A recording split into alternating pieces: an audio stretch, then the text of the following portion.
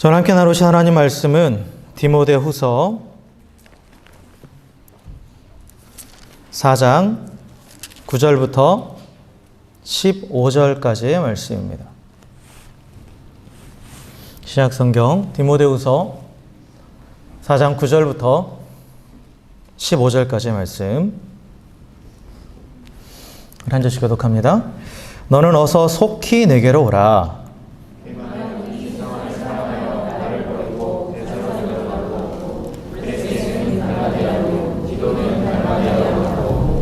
누가만 나와 함께 있느니라. 내가 올 때에 마가를 데리고 오라. 그가 나의 일에 유익하니라.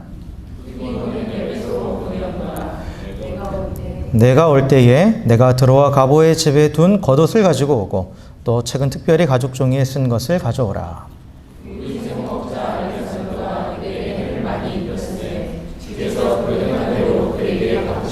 함께 읽습니다. 너도 그를 주의하라. 그가 우리 말을 심히 대적하였느니라. 아멘. 아멘. 할렐루야. 네. 우리 옆에 계신 분하고 이렇게 인사했으면 좋겠습니다. 당신의 얼굴을 보니 내 마음이 참 편안해집니다. 이렇게 인사합시다. 네. 네.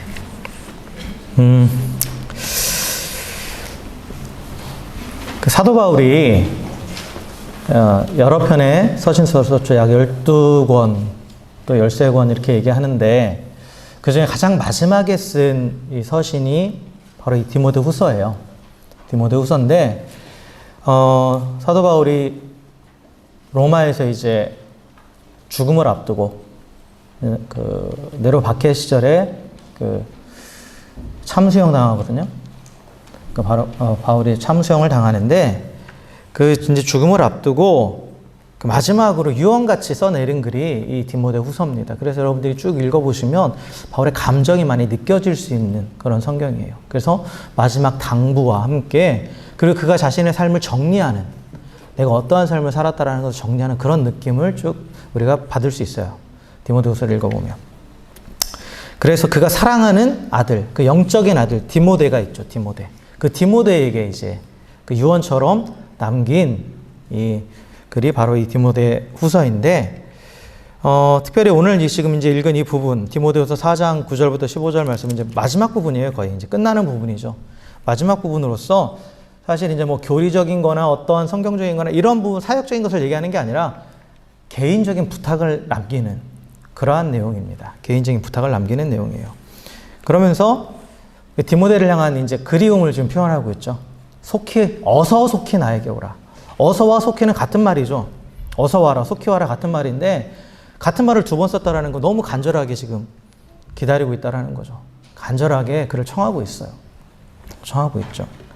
그러면서 여러 가지 개인적인 부탁들을 하면서 또 자신의 상황들에 대해서 지금 자기가 어떠한 상황에 있는지에 대해서 또 얘기를 해요. 그래서 이제 여러 사람들이 등장을 하죠. 그래서 자신과 함께 동역을 했었지만 함께 옆에 있었지만 세상을 더 사랑해서 자신을 버리고 세상으로 돌아간 그 데마라는 사람에 대해서 얘기를 하고 또 함께 있었지만 또 사역을 위해서 이제 각기 또 제갈 길로 또 바울이 또 보낸 그런 사람들이 이제 그리스게라는 사람, 디도 그리고 또 두기고 이런 사람들의 이름이 나오고요. 그리고 지금 자기 옆에 누가 있다고 얘기하냐면 누가죠, 누가.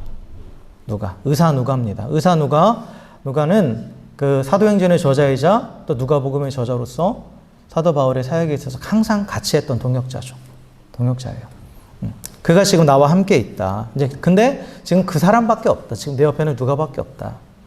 그러니까 내가 너가 너무 보고 싶으니까 빨리 와라 하면서 계속해서 이제 디모데가 필요하다라는 것을 그렇게 강하게 지금 어필하고 있어요. 근데 이제 여기 쭉 나열된 인물 가운데에 우리가 오늘 이제 주목하고자 하는 인물이 누구냐면 바로 마가입니다. 마가. 11절에 보면 마가를 데리고 오라. 그가 나의 일에 유익하니라 라고 이렇게 얘기하죠. 유익하니라 라고 얘기해요. 그러니까 이 바울이 지금 이제 죽음을 앞두고 나서 마지막으로 디모데의 얼굴을 보고 싶어 하는 건 당연한 건데 그런데 그 디모데에게 네가 올 때 마가를 데리고 와라. 마가를 데리고 와라. 그러면서 그가 나한테 유익한 자다. 유익한 사람이다. 라고 그렇게 말하고 있는 거예요. 그렇게 말하고 있는 거죠. 그러니까 신신당부하고 있는 거예요. 꼭 데리고 오라는 거죠. 꼭 데리고 와라. 과연 마가가 누구이길래 바울이 이제 이 땅에서 생애를 마감하기 직전에 그를 직접 눈으로 보고 싶어 하는가.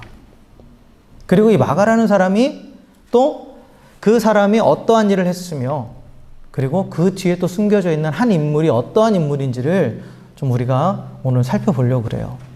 그래서 과연 하나님 앞에 유익한 자가 누구인가? 어떠한 사람이 하나님 앞에 유익한 자인가? 라는 부분을 오늘 우리가 말씀을 중심으로 또한 이 말씀에 나타나 있지 않은 어떤 한 사람을 좀 살펴보면서 함께 은혜를 나누고자 합니다. 일단 자 마가에 대해서 알아보면 마가라는 사람, 이 마가라는 이름은 마가의 유대식 이름은 요한이에요. 그리고 마가는 로마식 이름입니다. 로마식 이름이에요. 그래서 이 사람은 우리가 성경에 보면 흔히 마가 요한이라고도 합니다. 마가 요한.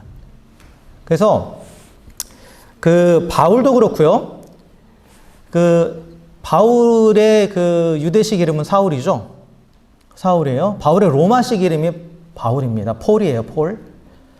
우리가 어렸을 때 이렇게 성경 공부하면서 뭐 사울은 큰 자, 바울은 작은 자 이런 식으로 표현해가지고 사울이 작은 자가 됐다, 그 이름을 바꿨다라고 하는데 그게 아니에요.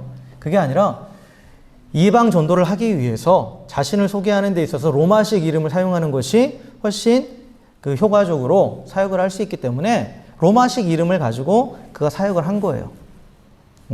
그래서 마찬가지로 이 마가라는 사람도 유대의 이름은 요한이고 그리고 이 로마식 이름이 마가예요. 그래서 성경에 보면 마크라고도 돼 있고 마커스라고도 돼 있어요. 둘 다 이 마가를 가리키는 표현, 둘 다 이 한 사람을 가리키는 그런 이름이에요. 그래서 이 마가가 베드로 후서인가도 나오는데 거기는 영어 성경으로 보면 마커스라고 돼 있어요. 그런데 지금 또 이제 이 부분을 영어 성경으로 보면 마크라고 돼 있고. 근데 이 마가가 누구냐면 우리가 잘 아는 마가복음의 저자예요. 마가복음의 저자입니다. 근데 이제 이 마가 요한이라는 이름이 언제 가장 먼저 성경에 등장하냐면 사도행전 12장 12절에 보면 이렇게 돼 있어요. 깨닫고 마가라 하는 요한의 어머니 마리아의 집에 가니 여러 사람이 거기에 모여 기도하고 있더라 라고 기록되어 있거든요. 이때 처음 등장하는 거예요. 마가라는 이름이. 마가 요한이라는 이름이. 그러니까 이 내용은 뭐냐면 베드로가 복음을 전하다가 헤롯에게 붙잡혀갖고 처형을 당할 뻔하잖아요. 그런데 처형당하기 전날 밤 하나님의 천사가 그에게 나타나서 그를 감옥에서 꺼내주죠. 그래서 이제 베드로가 천사가 깨웠을 때 정신없이 비몽사몽간에 나왔는데 나중에 정신을 번쩍 차리고 보니까 감옥에서 나왔단 말이에요. 근데 이제 어디로 가는가 하다가 평소에 사람들이 많이 모여있던 그곳이 바로 이 마가라는 요한의 어머니 마리아의 집으로 간 거예요. 거기에 사람들이 모여 있었거든요. 그래서 이 마가 요한의 어머니 집으로 갔는데 성경은 또한 이 장소를 뭐라고 표현하고 있냐면 교회라고 표현해요. 교회라고. 사도행전 12장 5절에 보면 이에 베드로가 옥에 갇혔고 교회는 그를 위하여 간절히 하나님께 기도하더라 라고 되어 있죠. 그러니까 사람들이 모여 있었던 그 장소, 즉 마가 요한의 어머니 마리아의 집을 교회라고 일컫고 있죠. 그래서 전통적으로 대부분의 성경학자들과 교회는 전통적으로 이 요한의 어머니 마리아의 집, 이 집의 큰 다락방이 예수님의 최후의 만찬이 벌어졌던 그 다락방일 것이라고 얘기하고, 또한 우리가 잘 아는 오순절에 성령의 그 임재가 있었을 때 사람들이 다락방에 모여서 120명의 사람들이 모여서 기도했잖아요. 그 다락방이 바로 이곳이라고 공통적으로 우리가 얘기합니다. 그래서 또한 이 다락방에서 우리가 마가의 다락방이라는 표현을 쓰잖아요. 그렇죠? 이 마가의 다락방, 사실 그 어머니의 집이죠. 마리아의 다락방, 여기에서 최초의 교회가 시작됐다라고 그렇게 인정되고 있어요. 그러니까 이런 배경을 보면 이 마가라는 사람이 그 집이 120명의 사람이 들어갈 만한 다락방이 있대요. 어마어마한 대저택이겠죠. 그렇죠? 어마어마한 대저택이에요. 그러니까 되게 부유한 집안에서 태어난 거죠. 부유한 집안에서 태어났어요. 그리고 그 집에는 항상 사람들이 모여서 함께 하나님을 예배하고 또 성령의 임재가 가득한 그런 집이었어요. 그렇기 때문에 또한 좋은 신앙의 환경 속에서 자랐겠죠. 그렇죠? 그렇게 우리는 추측해 볼 수가 있어요. 그리고 이 마가와 관련되어 있는 사람이 또 누구냐면 바나바라는 사람입니다. 그래서 사도 바울의 초창기 동역자였던 바나바.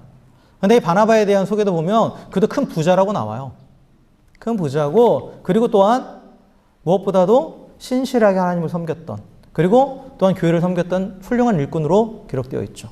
이를 미루어 봤을 때, 그러니까 마가는 참 좋은 환경에서 자란 거예요.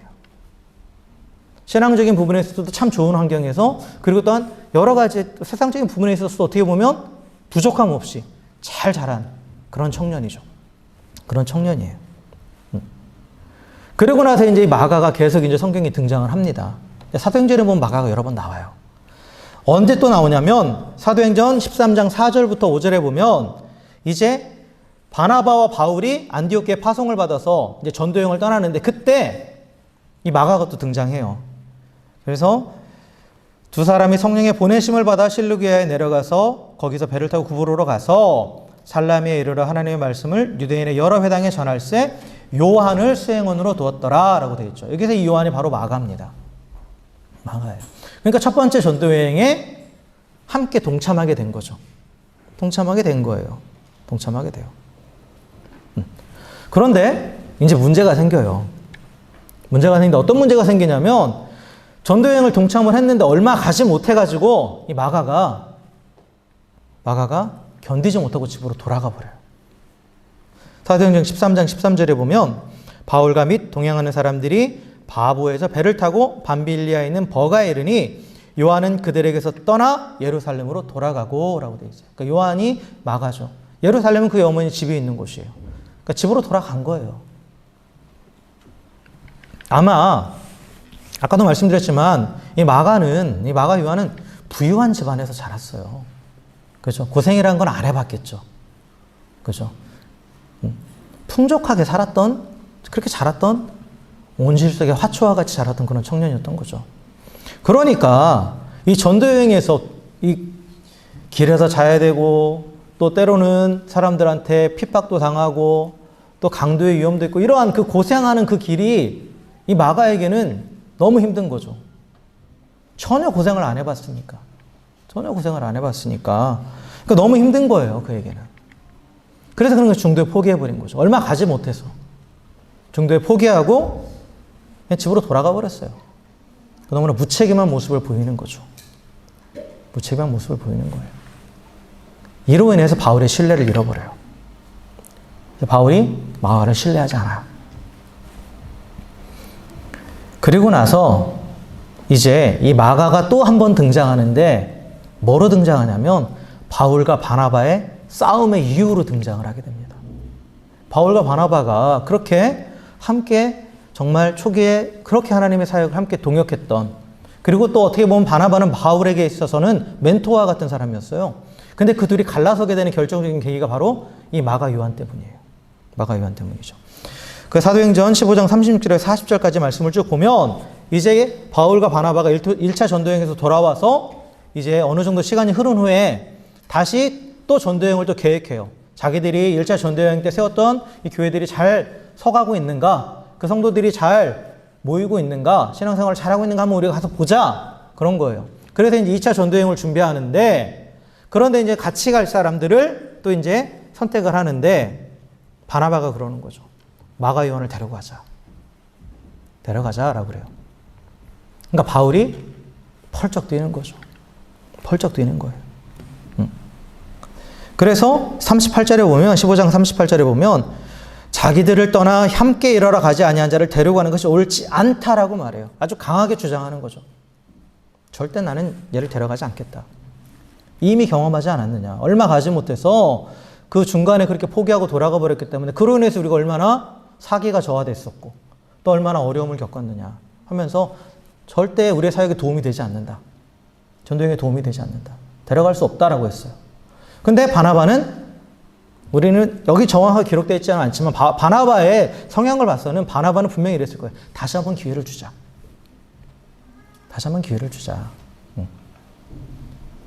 아직 어리고 경험이 없고 하기 때문에 분명히 잘못한 건 잘못한 거지만 그러나 또 우리가 기회를 한번 주면 또 어떻게 될지 모르지 않겠느냐 라고 하면서 이제 계속 마가 요한을 데려가자고 그렇게 얘기한 거죠.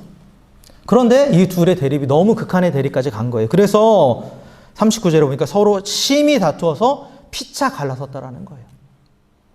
피차 갈라섰다라는 거죠. 그러니까 완전히 서로 갈라서게 돼요. 그래서 바나바는 마가를 데리고 구부로 원래 자기의 고향으로 돌아가는 거예요. 그리고 바울은 실라를 택한 후에 이제 2차 전도여행을 떠나게 됩니다. 떠나게 돼요. 그러니까 바울의 입장에서는 사실 이 마가는 무책임한 사람이고 오히려 방해만 되는 사람이었던 거죠. 그래서 끝까지 함께 할 수 없다. 데려가지 않겠다라고 그랬던 거고.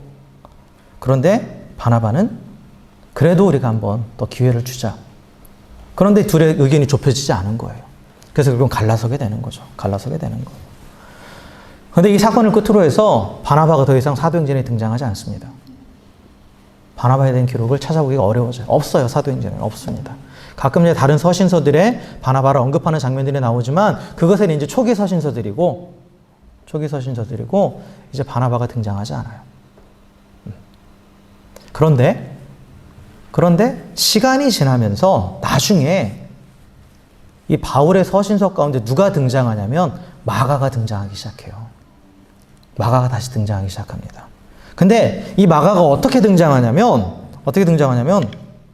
골로새서 4장 10절에 보면 나와 함께 갇힌 아리스타고와 바나바의 생질 마가와 이 마가에 대해서는 너희가 명을 받았으면 그가 이르거든 영접하라 라고 말하면서 마가가 언급됩니다. 나와 함께 지금 고난을 당하고 있는 사람이라는 거예요. 그리고 또한 빌레몬서 1장 24절에 보면 또한 나의 동역자 마가 아리스타고 데마 누가가 문안하느니라 라고 하면서 마가가 무엇으로 소개됩니까? 바울이 자신의 동역자라고 소개하고 있어요. 자신의 동역자라고 소개하고 있죠. 그리고 오늘 읽은 본문에서는 마가를 데리고 오라고 하면서 뭐라고 얘기합니까? 나에게 유익한 사람이다 라고 얘기하고 있죠.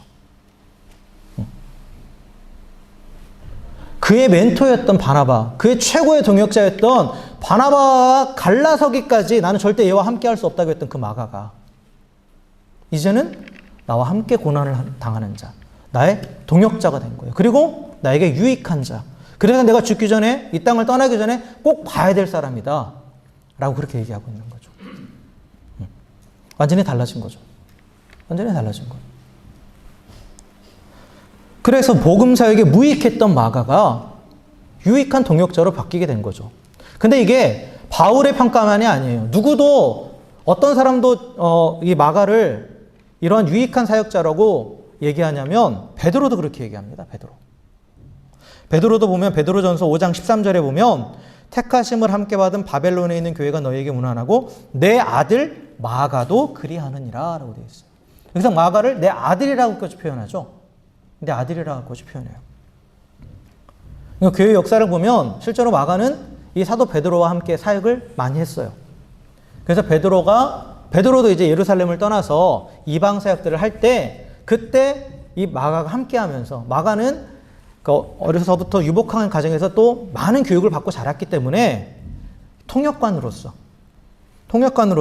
베드로의 통역자로서 또 동역자로서 함께 그 베드로의 사역을 도왔던 자가 돼요.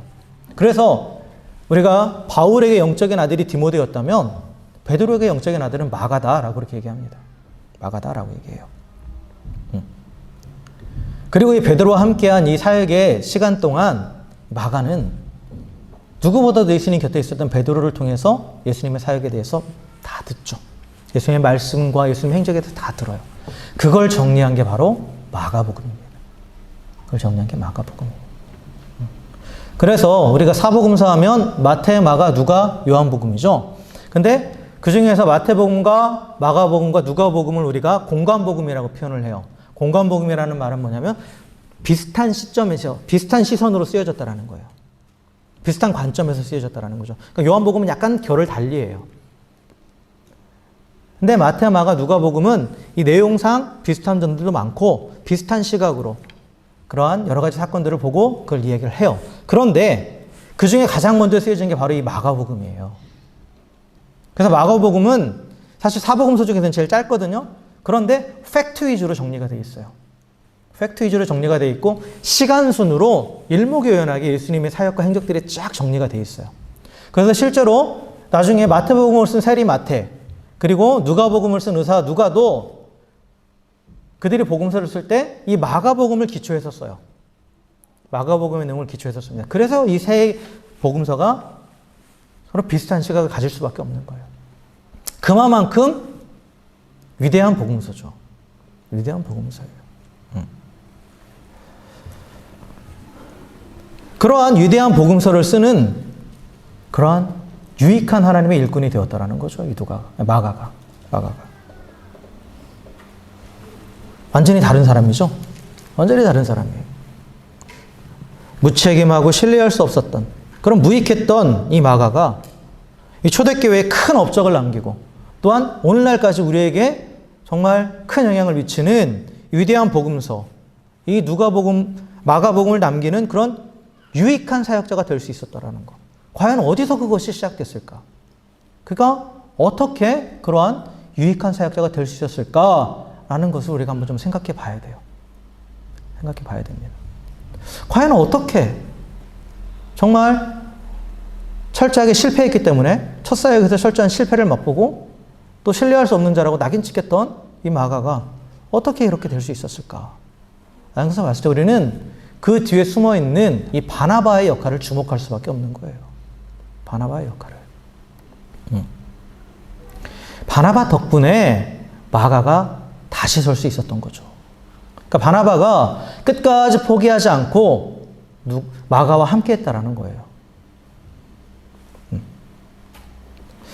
사실 이 바나바와 바울의 사역의 내용들 이렇게 쭉 초창기의 모습들을 보면 우리가 이제 바울을 보면 사도 바울을 보면 상당히 이 날카롭고 냉정하고 그리고 그는 일 중심적인 사람으로 그려집니다.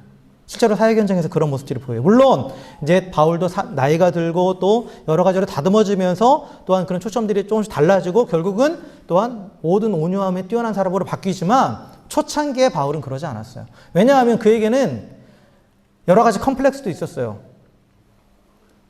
예수님의 제자로서 그의 전적이 뭡니까? 핍박하는 자였잖아요. 그런 핍박하는 자였다라는 그런 컴플렉스도 있고 또한 그로 인해서 사람들이 그의 사도성에 대해서 계속해서 의문을 제기하고 그래서 그에 대한 논쟁을 계속해서 해야 됐고 또 이 바울은 또한 처음에 이 교회가 세워가는 데 있어서 교류적인 기초를 다진 사람이에요. 그렇기 때문에 무수한 논쟁과 무수한 그런 토론 가운데 휘말렸던 사람이에요. 그렇기 때문에 지극히 냉철하고 지극히 날카로울 수밖에 없어요. 그리고 그런 성향이 있었기 때문에 결국 그가 쓴 이 복음서들이 정말 그가 쓴 이 서신서들이 기독교의 기틀을 잡는 중요한 그런 역할을 할 수 있었던 거죠. 근데 그게 인간관계에 있어서는 때로는 좋지 않은 모습으로 나타났던 거죠. 좋지 않은 모습으로 나타났던 거예요. 그래서 바울이 초창기의 모습을 보면 그들의 동역자라 할지라도 잘못된 부분이 있으면 공개적으로 비판했어요. 그것을 성경에까지 기록에 남겼어요. 자신이 바나바를 꾸짖었던 것, 자신이 베드로를 꾸짖었던 것, 이런 것들이 성경에도 기록되어 있어요. 그러니까 그런 바울의 입장에서 마가는 절대 함께하지 못하는 사람이에요. 절대 함께하지 못하는 사람이죠. 무익한 사람이에요. 지금 사역에 매진하기도 너무 바쁜데 내가 얘까지 돌보면서 할 수 없다. 무익한 사람이다 라고 그렇게 생각했기 때문에 이 사역의 현장에 있어서 절대 같이 갈 수 없는 자. 그러니까 그걸 합류시키는 데 있어서 그토록 강하게 반대했던 거예요. 그런데 이런 바울에 비해서 바나바는 처음부터 이 사도행전에서 쭉 나오는 바나바의 모습을 보면 바나바는 사람 중심입니다. 인간 중심적인 모습을 보여요. 그래서 비록 사역에는 도움이 되지 않아. 이미 경험을 해봤어요. 그러나 이 마가라는 한 사람을 소중하게 생각한 거죠. 한 사람을 소중하게 생각하는 거예요. 비록 사역의 현장에서 이미 신뢰를 잃고 또 무익하게 여겨졌지만 그러나 그는 이 마가 안에 있는 어떤 가능성을 본 거예요. 내가 섣불리 이 젊은 청년의 결론을 내릴 수 없다. 그러니까 더 기회를 주자. 그러면서 끝까지 포기하지 않은 거죠. 그러니까 바울과 갈라서는 것까지 감수하면서 그는 마가를 품었던 거예요. 품었던 겁니다. 만약 바나바가 없었더라면, 바나바가 마가와 함께 하지 않았더라면 이 마가는 다시 일어설 수 없었을 거예요. 그냥 그저 그렇게 그냥 살다가 갔겠죠.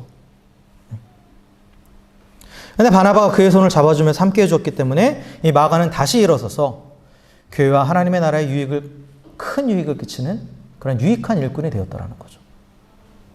근데 이제 우리가 여기서 이렇게 생각할 수 있어요.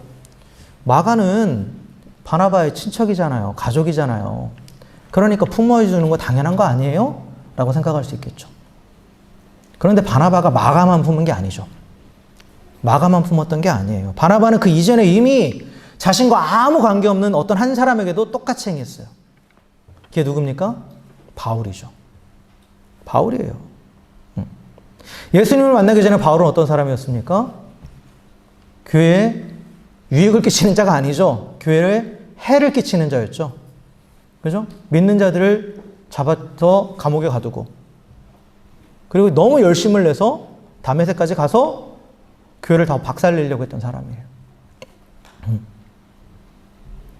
그랬던 그가 예수님을 만나고 나도 이제 예수님의 제자다라고 했을 때 어느 누가 믿어주겠어요? 여러분 같으면 믿어주겠어요? 그렇게 생각하겠죠? 아, 저 사람이 우리인 척 속여서 우리 안에 들어와서 완전히 우리 이 교회를 다 발본색원하려고 하는구나. 그렇게 의심 들지 않겠어요? 이걸 보고 합리적 의심이라고 하잖아요. 그런 합리적 의심을 할 만한 충분한 이유가 되죠. 바울의 과거의 모습을 보면. 그래서 이 사도행전에 보면, 사도행전 9장 26절에 보면 사울이 예루살렘에 가서 제자들을 사귀고자 하나 다 두려워하여 그가 제자됨을 믿지 아니하니 라고 되어 있어요. 그러니까 아무도 믿지 않았다라는 거예요. 다 두려워했다라는 거죠. 분명히 무슨 꿍꿍이 속이 있다. 꿍꿍이 속이 있다. 그렇게 생각한 거예요. 그 과거에 사울이 했던 그 모습을 보면 그걸 기억하면서 지금의 바울을 판단하는 거죠. 사울은. 그랬을 때 누가 그를 찾아가냐면 바나바가 찾아가요. 바나바가 그를 찾아가서 만나고 그를 교제하죠. 그리고 바울을 사도들에게 데리고 가서, 그 제자들에게 데리고 가서 그를 위해서 대변해줘요. 그리고 변호해주고 소개시켜주죠.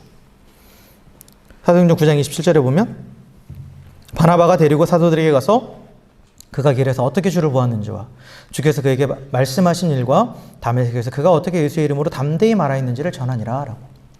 한마디로 보증해 준 거예요. 신원을 보증해 준 겁니다. 내가 들어보니까 진실되다. 정말 예수님 만난 거 맞다. 내가 보증한다. 보증해 준 거예요. 일면식도 없던 사람이죠. 전혀 모르던 사람인데 먼저 찾아가서 마음을 열고 그의 얘기를 들어주고 품어줬다라는 거예요. 당시 바나바는 교회의 중진으로서 교회에서 존경받는 지도자 입장에 있었죠. 지도자의 자리에 있었어요. 그런 바나바가 보증을 해주니까 다른 제자들도, 다른 사람들도 마음을 열고 바울을 받아준 거죠. 받아준 거예요. 그래서 바울이 이때로부터 예수님의 제자로 인정받고 이제 교회의 일원이 되죠. 그리고 또한 바나바는 이 바울에게 또 무슨 일을 해줬냐면 최초로 그가 사역할 수 있는 사역의 장을 열어준 사람이 바로 바나바입니다. 바나바예요. 그래서 최초의 이방인 교회, 안디옥 교회가 부흥하고 있다는 소식을 들은 예루살렘 교회에서는 바나바를 그곳으로 파송하거든요. 그때 바나바가 거기서 나와 함께할 사역자를 누구를 데려가냐면 바울을 데려가요. 바울을 데려갑니다. 그래서 사도행전 11장 25절에서 26절에 보면 바나바가 사울을 찾으러 다소로 가서 만남에 안디옥에 데리고 와서 둘이 교회에 1년간 모여있어 큰 무리를 가르쳤고 제자들이 안디옥에서 비로소 그리스도인이라 일컬음 받게 되었더라 라고 기록되어 있어요. 그러니까 일부러 찾아간 거예요. 다소로 오는 것까지 찾아가서 바울을 데리고 안디옥 교회 사역자로 세워준 거죠. 그 둘이 함께해서 안디옥 교회에 큰 부흥이 일어나요. 그리고 또한 바나바는 바울과 함께 최초의 선교사로 같이 파송이 되죠. 그러니까 바나바는 이 바울에게 있어서는 멘토고 동역자고 정말 그에게 있어 어떤 부분에 있어서는 참 큰 은인이죠. 은인이에요. 그러니까 바나바로 인해서 교회에 무익했던 바울, 교회를 핍박했던 바울이 제자가 되고 사역자가 되고 선교사로 세워진 거죠. 물론 하나님이 하신 것이지만 그런 하나님이 바나바라는 사람을 통해서 그렇게 하셨다라는 거예요. 바나바가 있었기 때문에 그 바나바를 통해서 하나님이 하시고자 하시는, 바울을 통해서 하시고자 하시는 그 놀라운 일들이 일어난 거예요. 그래서 이 바울이 이방인의 사도가 돼서 땅끝까지 복음을 전하는 데 앞장섰고, 또 수많은 서신서들을 남김으로써 기독교의 교리가 확립되는, 교회가 체계를 잡고 확립되는 데 가장 큰 공헌을 하게 됐죠. 누구보다 위대한, 주님 앞에 유익한 그런 일꾼이 됐어요. 그럼 한번 생각해 보세요. 만약에 바나바가 없었더라면 마가복음도 없었어요. 마가복음이 없으면 마태복음과 누가복음도 없어요.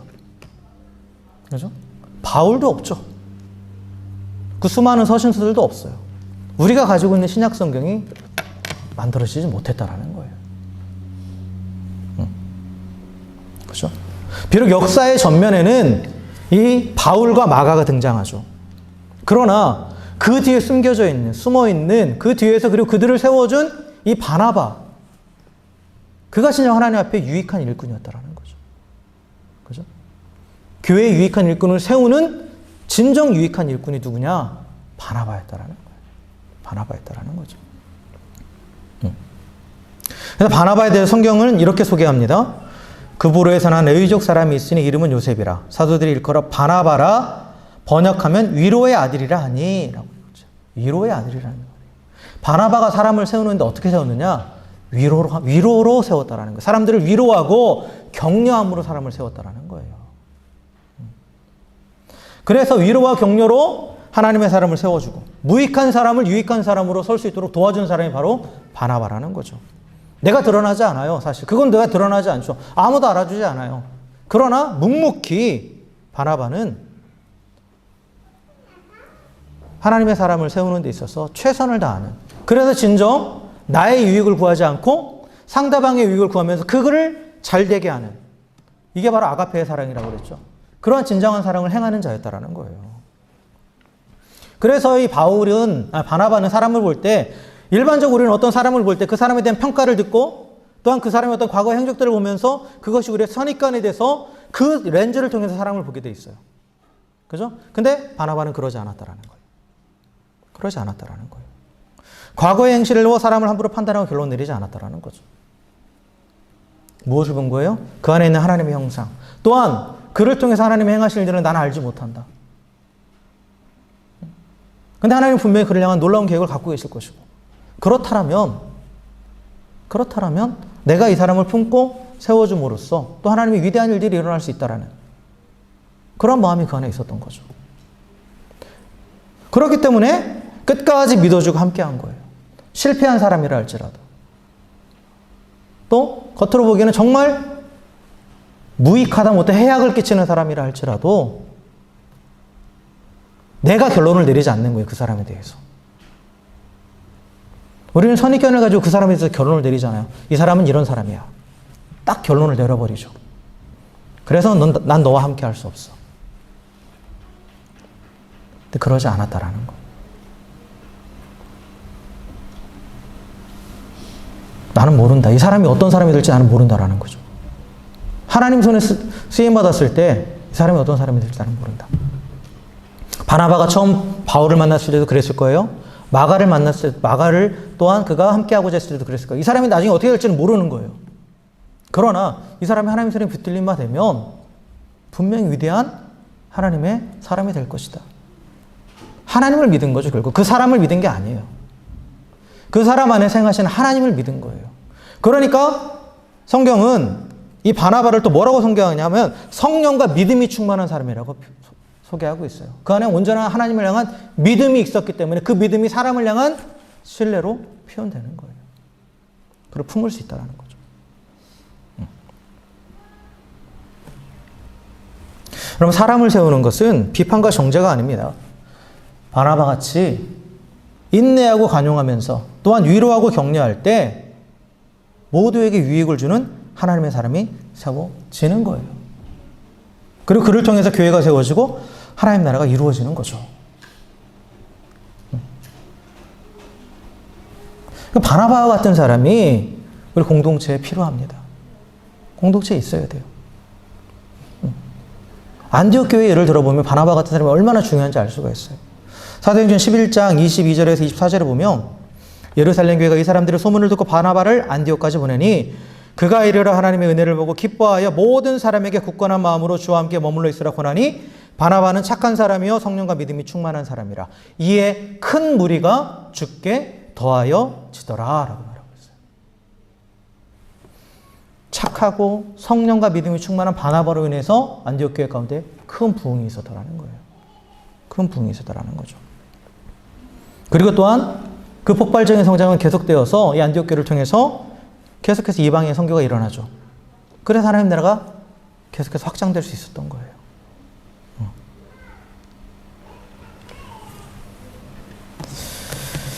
말씀 정리하겠습니다. 세상은 우리 사람들, 우리를 무한한 경쟁 체제 속으로 몰아넣어요. 그죠? 그래서 그 안에 살아남기 위해서는 그게 빨라야 돼요, 계산이. 누가 나에게 유익이 되는가? 나에게 무익한 사람이 누구인가? 그런 계산이 빨라야 되는 거죠. 그래서 나에게 유익한 사람은 가까이 하고, 무익한 사람은 가차없이 쳐내야 돼요. 우리 어렸을 때도 그런 말 많이 듣잖아요. 적어도 너보다 나은 사람과 사귀라고. 이게 뭐예요? 나에게 유익한 사람과 사귀라는 거죠. 친구를 만들 때. 이게 세상의 법칙이에요. 근데 하나님의 나라는 그게 아니죠. 하나님의 나라는 경쟁에 이긴 사람만이 우뚝 서는 그런 곳이 아닙니다. 인내와 간용으로 서로 품어주고 위로와 격려를 통해서 서로 세워지면서 모두가 하나님 안에서 함께 세워져 가는 곳이에요. 그것이 바로 하나님의 나라입니다. 그렇게 세워져 갈 때 그곳이 바로 하나님의 나라, 우리 가정이 하나님의 나라가 되는 거고 우리 교회가 하나님의 나라가 되는 거예요. 여러분 가정 안에서도 아내는 남편을 세워줘야 되는 거고 남편은 아내를 세워줘야 되는 거예요. 지난주에도 말씀드렸죠. 어떻게 해요? 비판하고 조롱하고 정죄함으로써? 아니죠. 관용하고 인내하고 또한 위로하고 격려함으로써 서로 세워주는 거예요. 그때 나도 같이 서는 거예요. 그럴 때. 교회도 마찬가지입니다. 교회도. 교회는 우리가 많은 사람들이 모여 있어요. 각자의 또 다른 배경을 가지고 각자의 또 다양한 삶의 모습들을 가지고 있던 사람들이 있어요. 내 기준에서 이 사람은 좀 잘못됐다고 하는 사람들도 분명히 있을 수 있어요. 그러나 그것을 가지고 내가 이 사람의 결론을 내려서는 안 된다라는 거예요. 하나님이 어떻게 보시는가? 그리고 무엇보다도 하나님의 형상대로 지음받은 자인데 분명히 또한 하나님께서 이곳 가운데 부르셔서 우리 함께 하신 것은 함께하게 하시는 것은 나와 함께하게 하시는 것은 결국 놀라운 하나님의 계획이 있다라는 건데 나는 알지 못하지만 그 하나님의 계획을 믿고 하나님을 믿기 때문에 함께 갈 수 있다. 내가 또 이 사람을 세워주는 사람이 되야겠다. 이게 바로 우리가 바나바 같은 그러한 사람이 되는 거예요. 그런 마음을 갖는 것이.